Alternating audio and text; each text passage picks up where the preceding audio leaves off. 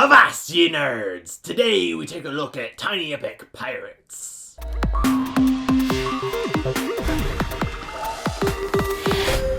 In Tiny Epic Pirates, each player takes control of a pirate ship, and the goal of the game is to bury 3 treasure first. To bury treasure, you first have to get gold, and to get gold, you have to either plunder settlements, attack merchant ships, attack each other, search around, see if you can find it laying around, trade resources at trading posts, and once you get enough gold, you can go to an island and bury that gold.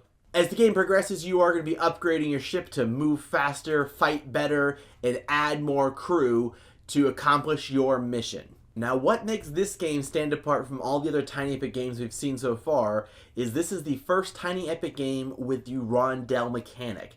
It's a really cool way they've implemented in this game in that you've got your series of actions and everyone's rondel is randomly set up. So you've got the same 6 actions, but 5 of them are tokens that you're going to randomly place on your wheel so that each player has a different set. I mean, I guess you could have the same setup, but they're randomly assorted so that probably each player is going to have a different sequence in which those actions trigger, and you get a different experience game to game.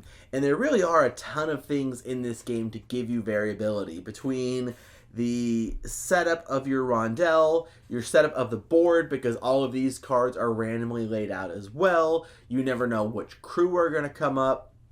You've got these search tokens all throughout the board that you're not sure what's where. So it really does have some awesome replayability. Now, the cool thing about this rondel is it does have a skipping mechanic. Every turn you advance to the next open space on the rondel, and you can use your deck hands to actually fill up some of these spaces so that when you go to the next open one, some of them are already full. And then once you've done that, you can reassign your deckhands to different jobs. And that's one of the only ways you get to reassign your deckhands, unless you take a hideout action when you're hiding from the Navy ship, and then you can reallocate your deckhands however you want.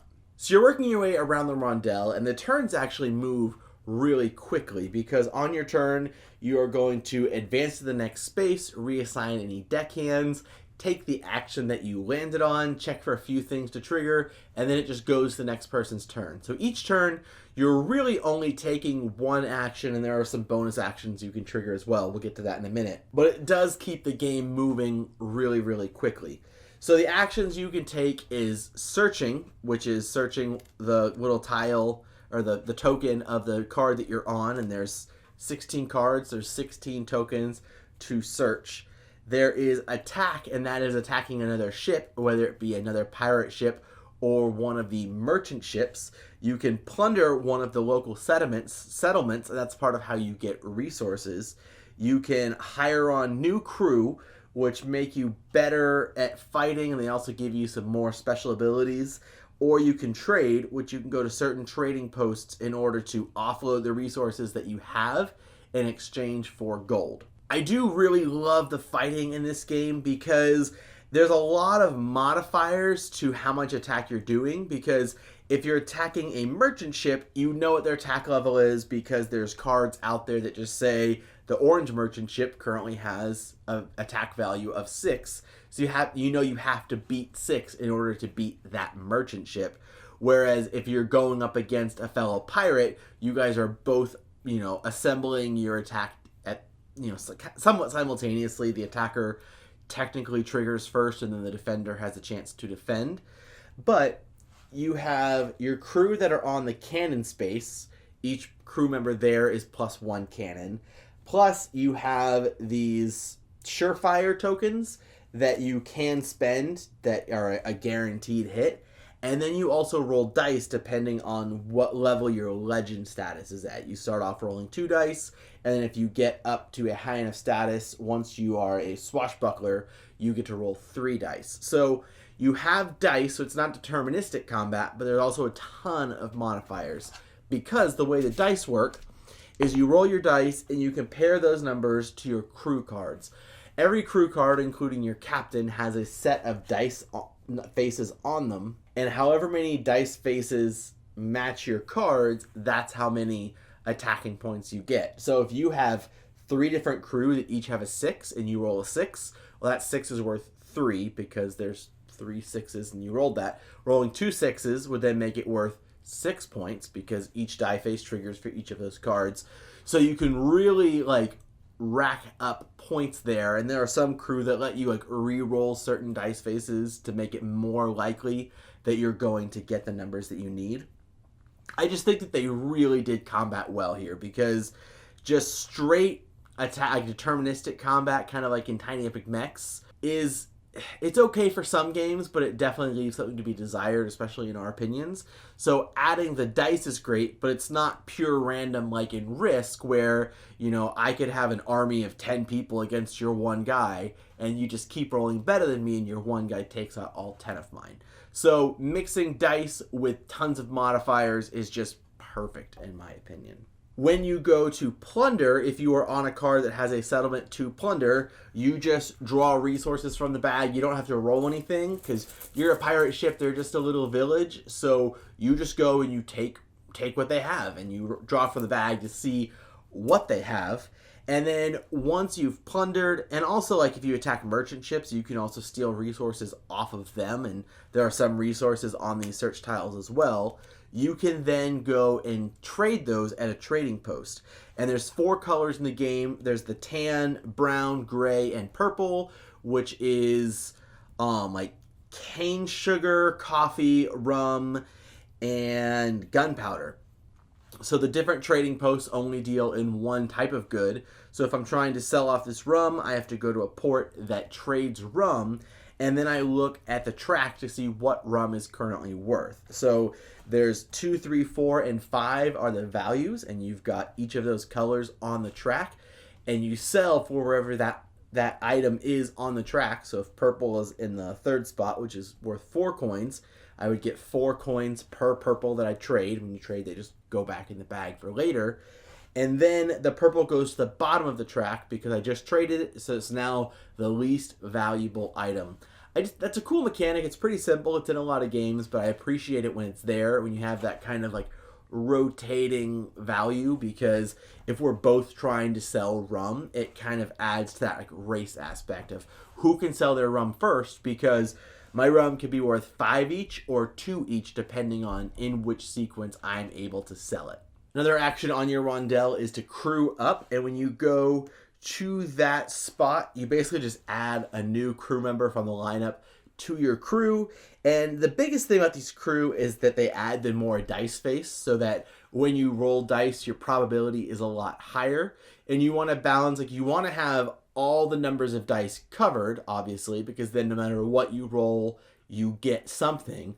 But you also want to like really get the multipliers going, because if you can make one die face worth 2 or 3 or even 4 points in a battle, like if you happen to land on that, it's really intense. So kind of like that Catan thinking of I want to get all the numbers, but I also want to get like some numbers to have tons, and maybe have modifiers to try to reroll to get those numbers. And then the last thing you can do is hiding out, which is, it's kind of like a nothing action, because you have to be at a place to hide out. You have to be at a cove, and then the only thing that you get to do is kind of reorganize your dudes that are your deckhands down here that kind of trigger if you're gonna move more, if you're gonna be better in battle with more cannons, if you're gonna extort, which only happens when you go all the way around your wheel. But the biggest reason why you would want to do that is to hide from the Navy ship, because once you go all the way around your rondel,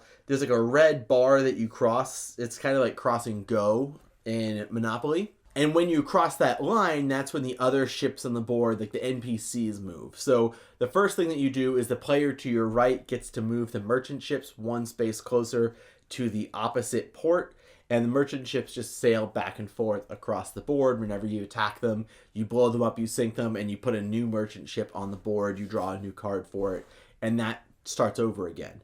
But the Navy ship, he moves really far and farther depending on how much treasure you've buried. But if he catches up with you, all of your deckhands go into the repair. So you basically don't have any of these like bonuses, whether it's in movement or in cannons, until you use them rather, to skip spaces on your rondel, and you don't necessarily want to skip spaces. Like sometimes you definitely do, but all of these things are good. All these things are getting you closer to winning. And if you skip them too fast, then you're crossing that bar again and again and again, and you just keep getting hit by the Navy ship. And then the last thing that affects your turn are these special actions that a lot of your cards and characters have. And these basically just say, if you take this action on the rondel, you also get to do this action. So on the captain cards that you start with, they both have, when you search, you get to bury treasure. It's the only thing that lets you actually bury your treasure. And again, to bury it, you have to have that much gold and then go to a place where you can bury treasure. And one side of your captain card lets you plunder as well, and the other side lets you attack as well. And once per game, when you're taking a crew on and you're getting another crew, you can mutiny, which lets you flip this card over so you can go from plundering to attacking or from attacking to plundering. Overall, I really enjoyed Tiny Epic Pirates. This is one of the more complicated games in the Tiny Epic line. And the actual turn that you take is pretty straightforward because you have your action on the rondel, so you can only do that one action this turn, and you figure out what's the best action to take, and you can affect your movement and your attacking. That's all pretty standard, but actually just working this rondel does take some getting used to, especially for newer players, people who haven't used this mechanic before, or if you've only used a really basic rondel. The way that you can use these deckhands to modify where you're going on the rondel, and then you can reassign them from there, but once they're in repair, you can only reassign them if you use them to skip a space in the rondel. Once you get it, it's not that complicated at all. But just understanding the basic concept of it did take me a little bit of time to teach new players, which again, not a big deal at all. Just know going into it that there is a little bit more strategy and a little bit more going on mechanically in this game than in some games like Tiny Epic Mechs or Tiny Epic Tactics, where the actual gameplay was really straightforward and it was more of the tactics and decision making that held you up and made you think. I do think this game is another slam dunk in the Tiny Epic line. If you've been following this line, some of the greats, Tiny Epic Galaxies, Tiny Epic Quest, Tiny Epic West, this is gonna fit right in those with in my top tier of Tiny Epic games. But also, if you just are looking for more games, especially these small games that are easy to travel with, you can fit them in a cargo pocket. They don't take up that much space on your shelf. But seeing it is a full-sized game on the table, especially when you get the playmat, because all the Tiny Epic games have awesome playmats that you can get through the Kickstarter. I definitely recommend that you check out this game. The components are going to be awesome. My ships are just 3D printed right now. But you can already tell they've got slots that the cubes go into, so you can actually see what you're holding on your ship as it's sailing around, which makes it really easy to know who you want to attack. But also just mechanically, it's so much fun. I love the variability of the rondel.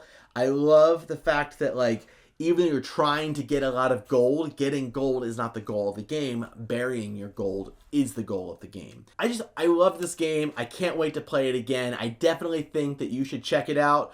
While you're checking it out, you should also check out this awesome game topper that we have from Game Toppers. We really enjoy playing games on this awesome tabletop. The stitched mat makes it super easy to pick up cards. It helps just the aesthetic. The experience of playing at a designated gamer tabletop just elevates the game so high. Once you've checked that out, make sure you click the Kickstarter link in the description box down below or the card popping up and check out the Tiny Epic Pirates Kickstarter. I really don't think you're going to be disappointed. This is another slam dunk from Gambling Games. And while you're down there, make sure you subscribe to our channel so you'll never be bored. If you didn't catch that, today we are taking a look at the... Oh no, gambling!